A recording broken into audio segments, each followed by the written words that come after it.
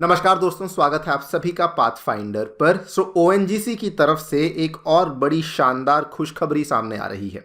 Almost 10 साल के लंबे समय के बाद ओएनजीसी के द्वारा एक काफ़ी लंबे टाइम से चलती आ रही जो लीगल बैटल है उसको जीत लिया गया है। ये वाली जो लीगल बैटल थी ये बेसिकली केजी ब्लॉक में, महानदी रिवर बेसिन में एंड कावेरी रिवर बेसिन में कुछ ऑयल वेल्स को लेकर एक बैटल चल रही थी, जिसमें कि ये वाला जो केस था ये 3 अलग अलग कंट्रीज की कंपनीज के साथ चल रहा था और ये केस फाइनली ओएनजीसी के द्वारा जीत लिया गया है।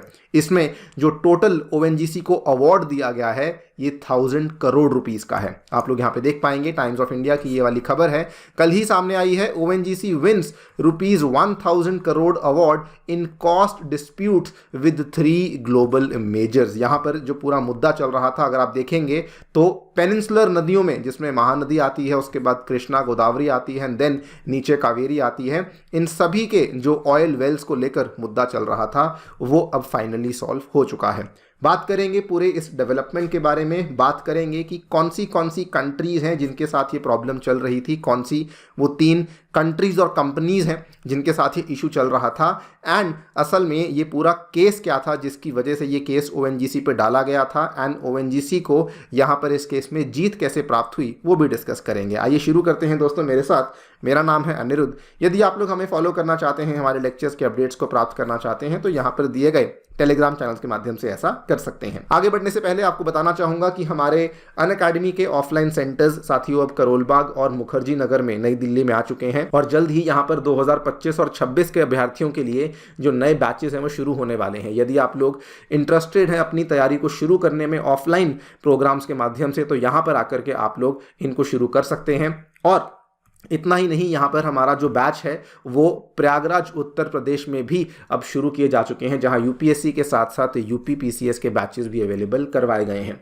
आपको बता दूं कि अगर आप दिल्ली में रहकर तैयारी करना चाहते हैं तो मुखर्जी नगर में तैयारी हिंदी माध्यम में करवाई जाती है और करोलबाग में इंग्लिश मीडियम में प्रिपरेशन को करवाया जाता है। किसी भी बैच में एनरोल करने के लिए आप लोग नीचे डिस्क्रिप्शन बॉक्स में दिया गया जो आपका लिंक है वहां पर जाकर के आपको क्लिक करना है। एक बिटली लिंक दिया हुआ है, अपनी कुछ जानकारी वहां भरनी है, मेरा कोड वहां पे इस्तेमाल करना है एंड अकॉर्डिंगली हमारी टीम आपको रीच आउट करेगी और आपके एनरोलमेंट के प्रोसेस को स्ट्रीमलाइन कर दिया जाएगा। ऑल राइट, सो खबर में बेसिकली सामने क्या आया है कि इंडिया की जो पीएसयू कंपनी ओएनजीसी है इसको 3 इंटरनेशनल आर्बिट्रेशन अवार्ड्स यहाँ पे देखने को मिले हैं for a total of ₹1000 crore. और इसमें जो ये केस था ये चल रहा था इन 3 कंपनीज और कंट्रीज के साथ। ब्राज़ील की जो कंपनी पेट्रोब्रास है, आपने शायद नाम सुना होगा, ये पेट्रोब्रास जो है ब्राज़ील की ही उनकी पीएसयू कंपनी है जो कि ब्राज़ील में काफ़ी अलग अलग स्तर पर वहाँ पे ऑयल की एक्सप्लोरेशन करती है और कमर्शियल प्रोडक्शन भी करती है। उसके बाद ईएनआई जो कि हमें इटली में देखने को मिलती है, ये दूसरी कंपनी थी जिनके साथ ये केस चल रहा था। इटली में भी आपको अगर नहीं मालूम तो इटली में भी जो इटली के बगल में आने वाली एड्रियाटिक और आयोनियन सी है वहाँ पर काफ़ी बड़े स्तर पे एक्सप्लोरेशंस इसके द्वारा करी जाती हैं, ये भी इसके साथ भी एक केस चल रहा था। एंड तीसरी कंपनी है रॉकसोर्स जिसका नया नाम है प्योर ई&पी जो कि नॉर्वे की कंपनी है। इन तीनों के साथ अलग अलग केसेस चल रहे थे और तीनों ही जो केसेस हैं ये 1 दशक से भी ज़्यादा हो चुका था। 2013 या 2014 के आसपास की बात है जब से ये केसेस चल रहे थे एंड फाइनली इन केसेस को आज सॉल्व कर दिया गया है। एग्जैक्टली केसेस क्या थे इनको समझ लेते हैं।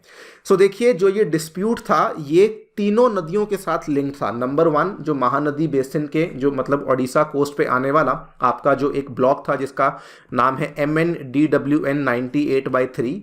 उसके बाद दूसरा आपका जो केजी बेसिन पे आने वाला जो कि आंध्रा के कोस्ट पे आता है KGDWN 98/2। बाय द वे ये रिसेंटली भी सुर्खियों में था, यहीं से रिसेंटली ओएनजीसी के द्वारा जो ऑयल की प्रोडक्शन शुरू हुई है वो इसी वाले ब्लॉक से शुरू करी गई है। ये दूसरे वाला ब्लॉक था। एंड तीसरा और आखिरी ब्लॉक था कावेरी बेसिन का जो कि तमिलनाडु कोस्ट पे देखने को मिलता है जिसका नाम है CYDWN 2001-1। हमारे लिए ये ब्लॉक्स के नाम इंपॉर्टेंट नहीं है, हाँ ये वाला जो नाम है थोड़ा इंपॉर्टेंट है बिकॉज यहाँ से कमर्शियल प्रोडक्शन अब शुरू हो चुकी है, लेकिन इसको मैप पे थोड़ा सा प्लॉट करना इंपॉर्टेंट बन जाता है। सो महानदी का यहाँ पर बनता है, केजी बेसिन का आपको यहाँ पर बनता है एंड कावेरी का आपको यहाँ पर बनता है। इन तीनों ही ब्लॉक्स को लेकर प्रॉब्लम्स चल रही थी। हुआ क्या था कि 2002 और 2011 के बीच में ओएनजीसी जो है वो अपना जो डोमेन है उसको काफ़ी ज़्यादा एक्सपैंड करने का प्रयास कर रही थी। ओएनजीसी का ये ऑब्जेक्टिव था कि वो आने वाले टाइम में डीप वाटर एक्सप्लोरेशन कर सके और उसके लिए वो टेक्नोलॉजी और एक्सपर्टीज को सीख कर रही थी। इसी के चलते उसने 3 अलग अलग फॉरेन कंपनीज के साथ टाइप्स किए थे। अकॉर्डिंग टू दीज टाइप्स ये तय किया गया था, अग्रीमेंट्स करे गए थे कि सबसे पहले तो जो ये 3 एक्सप्लोरेशन वाले एरियाज हैं, इन तीनों एरियाज में ओएनजीसी के द्वारा ड्रिलिंग को किया जाएगा। ये वाला काम ओएनजीसी को सौंपा गया था under the minimum work programme. यहाँ पर यह तय किया गया था कि ड्रिलिंग जो है वो ओएनजीसी करेगी, उसके बाद जो आगे का काम है वहां पर बाहर की कंपनीज आपको हेल्प करेगी। लेकिन यह तय किया गया था कि जो इसमें कॉस्ट होगा उसमें शेयरिंग बाकी पार्टनर्स के द्वारा भी करी जाएगी, बिकॉज ड्रिलिंग करने में भी काफ़ी ज़्यादा कॉस्ट आती है। हुआ क्या कि जब इन तीनों वेल्स में जो तीनों एरियाज में कुल मिला के 9 वेल्स को ड्रिल किया गया था, लेकिन अनफॉर्चुनेटली 9 की 9 वेल्स में कोई भी ऑयल देखने को नहीं मिला। एक्सप्लोरेशन की एक्सरसाइज थी जहां पर ऑयल देखने को नहीं मिला। अब जब यह हुआ कि वहां पर ऑयल देखने को नहीं मिला, तो जितने भी फॉरेन पार्टनर्स थे उन्होंने अपना जो वहां पे पार्टिसिपेशन था उन्होंने बोला कि हम जा रहे हैं, और साथ ही में उन्होंने ये भी कहा कि हम यहाँ पे कॉस्ट की शेयरिंग भी नहीं करने वाले हैं। एंड साथ में ओएनजीसी पर आरोप लगाया कि ओएनजीसी का जो वर्क एग्जीक्यूशन है वो यहाँ पे सही नहीं है। सो बेसिकली कुल मिला के फॉरेन कंपनीज का जो रिएक्शन था उनके द्वारा 2 बड़ी गलतियां करी गई। नंबर 1, उन्होंने ओएनजीसी की वर्क एग्जीक्यूशन को डाउट किया। नंबर 2, उन्होंने जो कॉस्ट ऑफ एक्सप्लोरेशन था उसकी शेयरिंग करने से साफ इनकार कर दिया था। हुआ क्या, इंडिया के द्वारा आर्बिट्रेशन के केसेस को स्टार्ट किया गया, क्योंकि यहाँ पर जो कंपनीज हैं ये फॉरेन कंपनीज थी, तो नॉर्मल कोर्ट केस करने का कोई सेंस नहीं बनता था। जो दुनिया भर में आर्बिट्रेशन के सेंटर्स बने हुए हैं, जैसे लंदन हुआ, सिंगापुर हुआ, दुबई हुआ, इवन दिल्ली में भी होते हैं, सो इन्होंने आर्बिट्रेशन के केसेस को लॉन्च किया। आर्बिट्रेशन को इनिशिएट किया गया था 2014 एंड 16 के बीच में, और ये सारी की सारी आर्बिट्रेशन में जो पेट्रोब्रास ब्राजील और ईएनआई इटली के अगेंस्ट आर्बिट्रेशन को लंदन में शुरू किया गया था, और जो रॉकसोर्स जो नॉर्वे वाली कंपनी है उसके खिलाफ आर्बिट्रेशन का केस दिल्ली में शुरू किया गया था। एंड बेसिकली ये सारा का सारा जो आर्बिट्रेशन का केस चलता रहा एंड फाइनली अब इसके जो अवार्ड्स हैं, मतलब इसका आर्बिट्रेशन केस का जो रिजल्ट होता है उसको अवार्ड कहा जाता है, तो ये इसका जो अवार्ड है वो सामने आया है। क्या बताया गया है, all the arbitral awards were unanimous, मतलब कि सारे के सारे अवार्ड्स में यही तय किया गया कि ओएनजीसी की वर्क एग्जीक्यूशन में यहाँ पर वोट ऑफ कॉन्फिडेंस दिया गया, मतलब कि ओएनजीसी की वर्क एग्जीक्यूशन में कोई प्रॉब्लम नहीं थी, एंड हेंस जो ये केसेस थे ये ऑटोमेटिकली ओएनजीसी के द्वारा जीत लिए गए।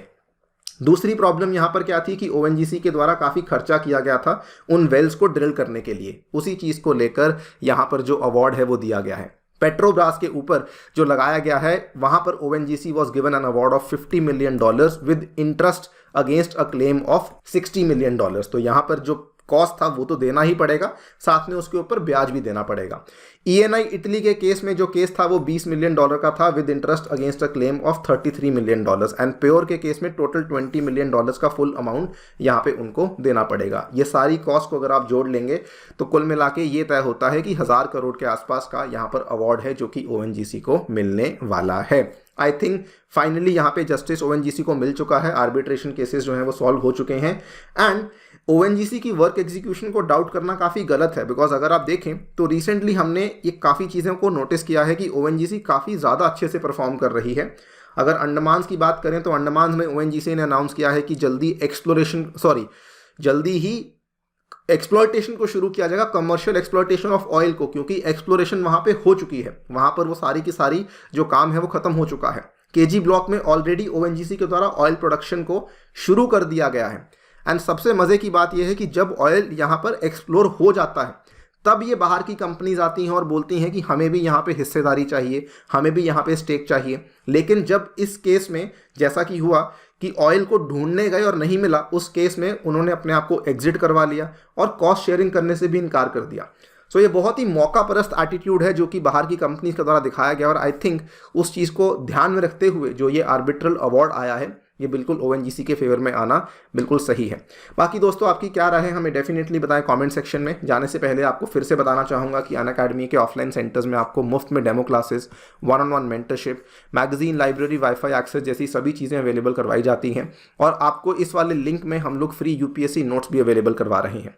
सो इस लिंक को जाकर के ज़रूर चेकआउट कीजिएगा। फॉर नाउ इतना ही। Once again, thank you so much for listening. Stay tuned and stay safe.